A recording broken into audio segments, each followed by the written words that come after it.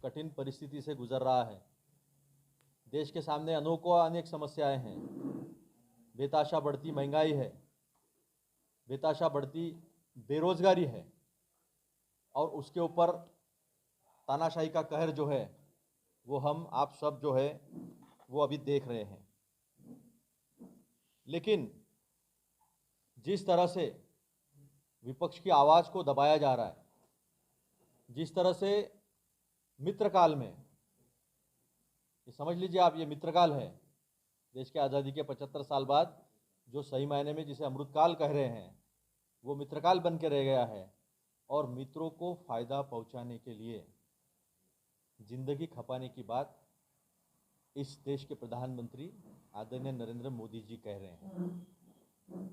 ये सारे विषयों के अलावा जिस तरह से अपने मित्रों को एक क्रोनिक कैपिटलिज्म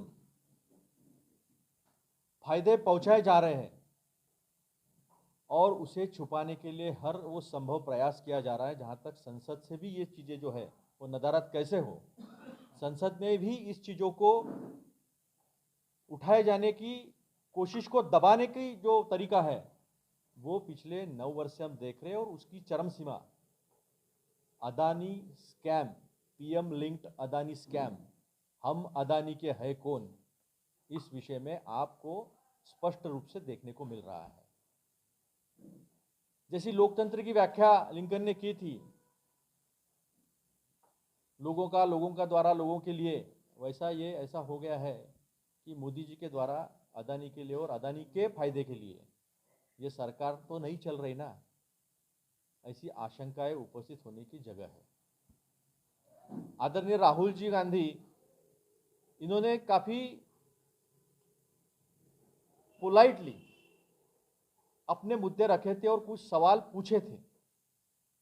हिंदुस्तान के संसद के इतिहास में पहली बार ऐसा हुआ है कि पूछे गए सवाल, चाहे वो सरकार से हो, संसद से हो, कैबिनेट से हो, पहली बार एक्सपंज किए गए और चलती रही है संसद में। लेकिन बड़े पैमानों पर लोगों को जो पता चले हैं दो शब्द, एक एक्सपंज करना और दूसरा ऑथेंटिकेट करना। राहुल जी के सारे पूछे गए सवाल संसदीय इतिहास से दूर करके इतिहास में अब खुद पर लांछन न लगे, इसलिए एक्सपंज करने की कृति इस सरकार ने की है। और हमारे राष्ट्रीय अध्यक्ष आदरणीय मल्लिकार्जुन खड़गे जी ने जो सवाल राज्यसभा में पूछे, उसे ऑथेंटिक करने के नाम पर जो निकालने की कोशिश की गई है वो साफ इंगित करती है बातों को कि सरकार डरी हुई है, सरकार सच्चाई से भागना चाहती है।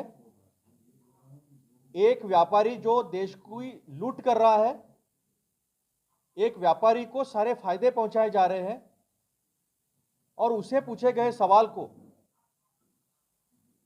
इस तरह का नाम दिया जा रहा है कि ये देश पर हमला है।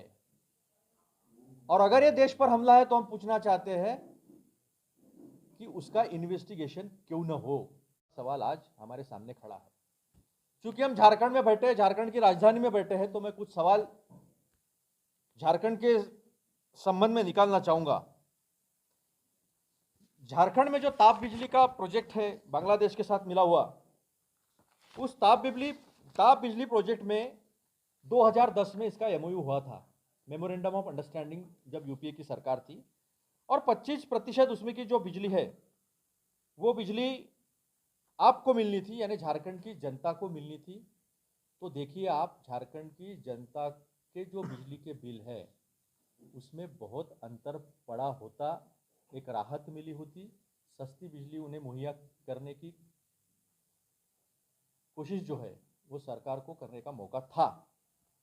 लेकिन इन्होंने क्या किया, इन्होंने सरकार में आते बराबर वो प्रोजेक्ट अदानी को तो दे ही दिया, लेकिन अदानी जी को देते देते वो जो सहूलियत आपको मिलने वाली थी, झारखंड के लोगों को मिलने वाली थी, वो झारखंड के लोगों के हाथ से छीनी गई। बेनिफिट अदानी को होने वाला है वो 7,410 करोड़ का जो है वो 25 साल में होने वाला है, जो झारखंड के जनता का पैसा है। अकाउंटेंट जनरल ने कैग हमने बहुत सुना है 2014 के पहले। 2017 में इस तरह के प्रिफरेंशियल ट्रीटमेंट और अनड्यू बेनिफिट्स के बारे में एक ऑब्जेक्शन लगाया था, लेकिन गोड्डा के प्रोजेक्ट में बिजली तो तैयार करेंगे, सप्लाई बांग्लादेश को किया जाएगा, पोल्यूशन झारखंड की जनता को दिया जाएगा और फायदा जो है वो अदानी को होगा। ऐसा क्यों? झारखंड की जनता ने क्या ऐसा गलत कर दिया था जिसका खामियाजा, जिसकी दुश्मनी केंद्र सरकार यानी मोदी जी की सरकार झारखंड की जनता पे निकाल रही है, पूरे देश की जनता पे भी निकाल रही है। जोन में कोई ऐसा डेडिकेटेड प्लांट को कोई सहूलियत मिल नहीं सकती, वो भी सहूलियत उन्हें दिए इंपोर्ट ड्यूटी में जो है कोल के, उनको फायदा होने वाला है।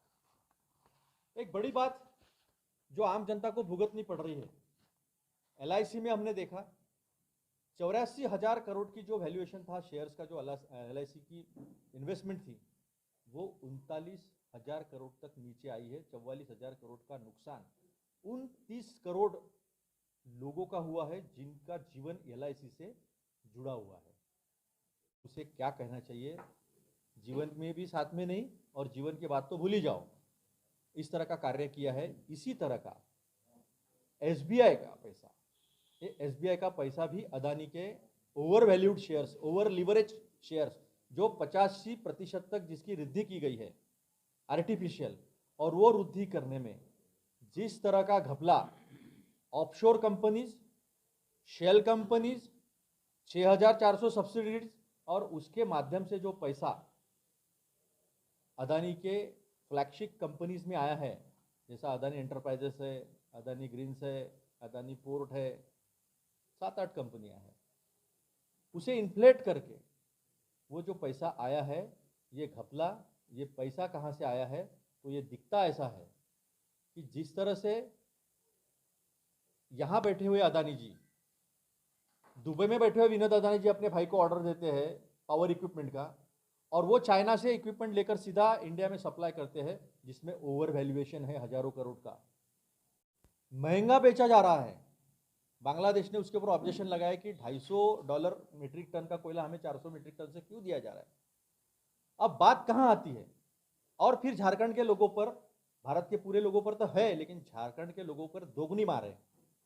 क्योंकि जब बिजली का बिल तय होता है, तो बिजली का बिल तय करते समय उसमें रॉ मटेरियल, कच्चा माल जो है, जो पूंजीगत उसमें इन्वेस्टमेंट है, कैपिटल इन्वेस्टमेंट, और व्यापारी का प्रॉफिट, ये सब मिलाने के बाद हमारा बिजली का बिल बनता है। तो दोगुनी मार जो है वो झारखंड की जनता के ऊपर बिजली बिल का जो है वो आ रहा है, और इसके लिए सरकार के मदद से, इसलिए मतलब PM लिंक्ड अदानी स्कैम, हम अदानी के है कौन, ये एक चीज जो है वो दिखाई देती है।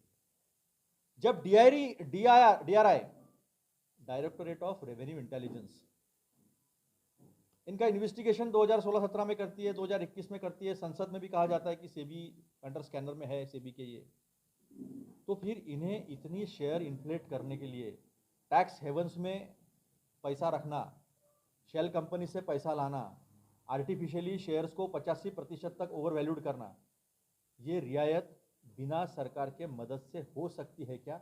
ये भी हमारा सवाल है। जब हर्षद मेहता का स्कैम हुआ था, केतन पारेख का, तो जेपीसी क्यों नहीं? जब नरसिंह सरकार में, कांग्रेस सरकार में जेपीसी लग सकती थी, जब अटल बिहारी वाजपेयी जी के सरकार में जेपीसी लगती थी, तो फिर नरेंद्र मोदी जी की सरकार में जेपीसी क्यों नहीं लग सकती? हर वो काम जो 70 साल की मेहनत मशक्कत के बाद इस देश की जनता ने कांग्रेस के नीतियों में विश्वास रखकर जो संपत्तियां खड़ी की थी, वो संपत्तियां सारी की सारी एक ही व्यक्ति के हाथों में क्यों दी जा रही है? ये मोनोपोली है। इसका उदाहरण दूंगा मैं आपको। कांग्रेस के जमाने में दिल्ली और मुंबई के एयरपोर्ट्स दोनों की बिडिंग GMR ने जीत ली थी टेंडर में, लेकिन इस तरह का विचार तब हुआ कि इससे कंपटीशन, स्पर्धा जो है वो होगी नहीं और उसका खामियाजा जनता को भुगतना पड़ेगा जो उसका इस्तेमाल करती है। तो एक जीवीके को और एक जीएमआर को दिया गया। अब देखिए सरकार का किस तरह से सपोर्ट है। जीवीके के ऊपर ईडी रेड्स करती है बॉम्बे एयरपोर्ट के लिए, जो कि काफी लुक्रेटिव एयरपोर्ट है देश का, और जीवीके के ऊपर ईडी का रेड होने के बाद जीवीके को वो पोर्ट छोड़ देना पड़ता है, वो अदानी को मिल जाता है। उसमें बीड की थी जेएनपीटी, जो देश का सबसे बड़ा पोर्ट है, जवाहरलाल नेहरू पोर्ट ट्रस्ट, और उसमें अदानी जी ने भी की थी। लेकिन फिर आश्चर्यजनक एक बात हो जाती है कि जेएनपीटी खुद सरकार की कंपनी, खुद सरकार का पोर्ट, उसमें से विड्रॉ हो जाता है और वो कॉन्ट्रैक्ट अदानी को मिल जाता है। नीति आयोग और डिपार्टमेंट ऑफ इकोनॉमिक अफेयर्स ये कहती है कि एक व्यक्ति को 2 से ऊपर पोर्ट नहीं देना चाहिए, संचालन में खामियां हो सकती है, स्पर्धा नहीं हो सकती है। ये दोनों इनकी खुद की सरकार है, लेकिन देश के 6 बड़े पोर्ट अकेले अदानी को दिए जाते हैं। देश की सबसे बड़ी धारावी स्लम है जिसे रिडेवलपमेंट की बात आती है, वो सी लिंक ने वो टेंडर जीत लिया था। दुबई की कंपनी है, 7,200 करोड़ में। महाविकास आघाड़ी की सरकार किस तरह से गई सारे देश ने देखा है। 50 खोके एकदम ओके, ये स्लोगन काफी चल रहा है देश में, महाराष्ट्र से हुआ है वो। तो फिर से भाजपा की सरकार आने के बाद सी लिंक को बिड नहीं करने दिया जाता और 7,200 करोड़ का कॉन्ट्रैक्ट 5,200 करोड़ में 5,000 करोड़ के आसपास अदानी को मिल जाता है। साहब श्रीलंका जाते हैं, अदानी पीछे चले जाते हैं, वहां का पोर्ट उनको मिलता है। साहब बांग्लादेश में जाते हैं, वहां का ताप बिजली उनको मिल जाती है। साहब इजराइल में जाते हैं, वहां का ड्रोन्स, स्मॉल वेपन्स, जो डिफेंस एक्सपर्टीज है, प्रिसीजन डिफेंस प्रोडक्शन में इजराइल काफी आगे है, वो इन्हें मिलता है, हाल को नहीं मिलता। बाकी भी स्टार्टअप्स है, बाकी कंपनियां हैं जो एक्सपर्ट है इसमें, जिनके पास अनुभव नहीं है उन्हें नहीं देना चाहिए, किसी कंपनी के साथ जेबी होना चाहिए। लेकिन ये सारी शर्तें जो है वो इकलौते अदानी जी को लागू नहीं होती है। तो क्या इसका मतलब ये नहीं होता है कि सरकार यानी मोदी जी यानी मित्र अदानी जी के उनके पीछे खड़े हैं, तभी ये सारी चीजें संभव है। अभी का बजट देख लो आप, फ्रांस की टोटल एनर्जी के साथ 50 बिलियन का इनका एमओयू होता है हाइड्रोजन ग्रीन एनर्जी के लिए, और इधर हमारे बजट में, मित्रकाल के बजट में 17,000 करोड़ से ज़्यादा हाइड्रोजन ग्रीन एनर्जी के लिए इन्वेस्टमेंट हम करेंगे, सरकार करेगी, ऐसी चीज आती है।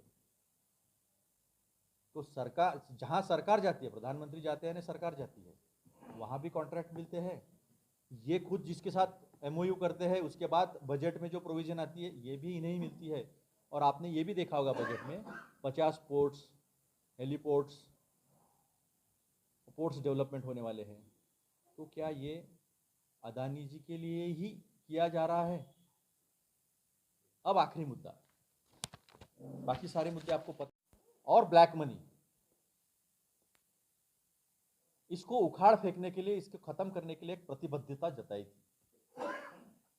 हंगकॉन्ग में गए थे, चाइना में, वहां अंतर्राष्ट्रीय स्तरों पर इस तरह का एक्सट्रेडिशन हो, जितने इंटरनेशनल कंसोर्शियम होते हैं इस तरह का काम करने, ये ऐसे काम जो है हवाला के और ये सब काम टेररिस्ट लोग करते हैं, देश के दुश्मन करते हैं, इस तरह के काम, उसके खिलाफ लड़ने की बात कही थी।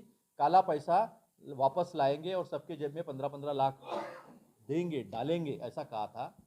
वास्तविकता यह है, स्विस बैंक जो है वो ये 2021 का रिपोर्ट देती है कि 30,000 करोड़ से ज़्यादा ने 14 साल में जितना ब्लैक मनी वहाँ नहीं था, उतना ब्लैक मनी 2021 में 30,000 करोड़ से ज़्यादा आज स्विस बैंक में है। ये इन्हीं के काल में है। सारी offshore companies, shell companies Adani से जुड़ी हुई है और वो इस देश के लोगों का नुकसान करती है, आम जनता से जुड़े हुए, चाहे एलआईसी हो, और एक तो सबसे बड़ी बात ईपीएफ हो। छोटे छोटे कारागिर, छोटे छोटे लोगों से संबंधित, उसका पेंशन फंड जो है उसका भी इन्वेस्टमेंट उनके साथ हुआ है। तो इतने सारे लोगों को, देश की जनता को धोखे में डालकर, देश की संपत्तियों को गलत हाथों में देकर एक मोनोपोली, अगर कैपिटलिज्म में, पूंजीवाद में जब मोनोपोली आती है तो पूंजीवाद खत्म हो जाता है, स्पर्धा खत्म हो जाती है और कुछ लोगों के हाथों में पैसा आ जाता है और वो जब आसपास सरकार के इन्फ्लुएंसर जो है उनके पास आते हैं, उसे क्रोनी कैपिटलिज्म कहा जाता है। ऐसा सब हो रहा है और ये बताने की कोशिश की जा रही है। मैं आपके बारे में नहीं कहूँगा, हम रोज़ लोग डिबेट करते हैं, रोज़ मीडिया से मुखातिब होते हैं, तो गोदी मीडिया का जो तमगा हासिल किया है उसका भी इस्तेमाल कर कर सच्चाई छुपाने की जो कोशिश हो रही है, वो सच्चाई तो सच्चाई है। आपके हाथ में ईडी है, आपके हाथ में सीबीआई है, आपके हाथ में इनकम टैक्स है, आपके हाथ में कैग है, आपके हाथ में वो सारी संस्थाएं है जिसका गलत इस्तेमाल आप कर रहे हो। देश की जनता देख रही है। ऐसा न समझे कोई कि देश की जनता से बड़ा है, ऐसा न समझे कोई कि वो लोकतंत्र से बड़ा है, ऐसा न समझे कोई कि वो संविधान से बड़ा है। सच तो आखिर सच है, अपनी राह पानी, हवा, आग की तरह निकाल ही लेता है। और ये जो सच है आप संसद में दबाने की कोशिश करोगे, आप संसद के रिकॉर्ड से निकालोगे, लेकिन जनता के दिलों पे जो सच्चाई की मुहर राहुल जी ने 4000 किलोमीटर चलकर और संसद में बेबाक होकर जनता के हित में जो बात रखी है, उस बात को अगर सही ठहराना है, जो जनता ने प्यार इस आपको दिया है, दूसरी बार चुनकर दिया है, लोकतंत्र में आपका विश्वास है, संसद में विश्वास है, संविधान में विश्वास है, तो आपने जेपीसी लगाना चाहिए, वरना ये माना जाएगा क्या हुआ तेरा वादा, वो कसम वो इरादा। ब्लैक मनी से लेकर देश की संपत्ति, और जब आपके ऊपर आरोप हो और आपके आरोपों को पुष्टियां होती हो, सिटी बैंक ने किया है, ड्वाइशे बैंक ने किया है, बर्कले ने किया है, इनको मार्जिन कॉल आया है। मार्जिन कॉल यानी वो चीज़ होती है, अगर आपका शेयर 100 रुपये का है था, जब आपने लोन लिया बैंक से शेयर मॉर्गेज करके, शेयर प्लेजिंग कहते हैं उसे, और वो 50 रुपये का हो गया है, तो बैंक आपको कॉल करती है कि 50 रुपये पहले आप जमा करो, आपका विश्वास कम हो गया है। जब डाउ जोन्स उन्हें डीलिस्ट कर देती है, सारे दुनिया भर में टोटल एनर्जी फ्रांस का, जो आप ग्रीन हाइड्रोजन एनर्जी की बात करते हो, एक नीति के तहत, तो आप मुझे बताइए, वो होल्ड पर डाल देते हैं, उस चीज़ को ख़त्म कर देते हैं, वो अपना हाथ खींच लेते हैं। तो उसकी इंक्वायरी नहीं होनी चाहिए, ऐसा कहना है आपका? अगर जेपीसी में पहले अगर कुछ इन्वेस्टिगेशन हुए हैं और अगर वो साबित नहीं हो पाए, तो इसका मतलब ये नहीं होता कि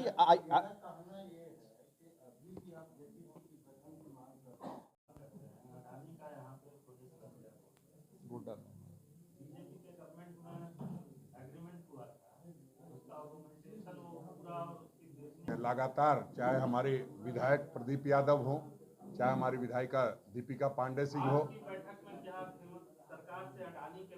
नहीं, हम अपनी सरकार से मांग क्या करेंगे? हम अपनी सरकार को कहेंगे, मांग करने का क्या मतलब? हम सरकार में हैं तो निश्चित रूप से जो अडानी का कुकृत्य है उसको झारखंड में नहीं होने दिया जाएगा।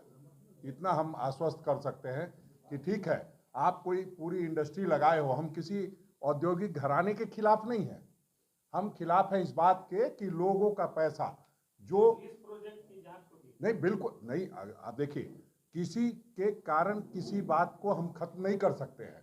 हम तो ये चाहते हैं कि सब ठीक रहे, वरना लोगों का करोड़ों करोड़ रुपए डूब चुका है। अगर आप लिख सकते हैं कि बिल्कुल बिल्कुल अडानी का कोई भी प्रोजेक्ट हो, सभी प्रोजेक्ट को संजीदगी से देखा जाएगा और किसी को यहाँ झारखंड को लूटने की इजाजत नहीं होगी। हम लोगों ने पहले भी लगातार आंदोलन किया है अडानी के खिलाफ, ऐसा नहीं आज स्कैम आया है तो कर रहे हैं। इससे पहले प्रदीप यादव जी ने किया, अभी हाल के दिनों में जो यहाँ के लोगों की नियुक्ति नहीं करते हैं उसको लेकर के दीपिका पांडे सिंह जी ने किया। हम लोगों ने 75%। देखिए, दो साल पूरा कोरोना का निकल गया, आप सबको मालूम है।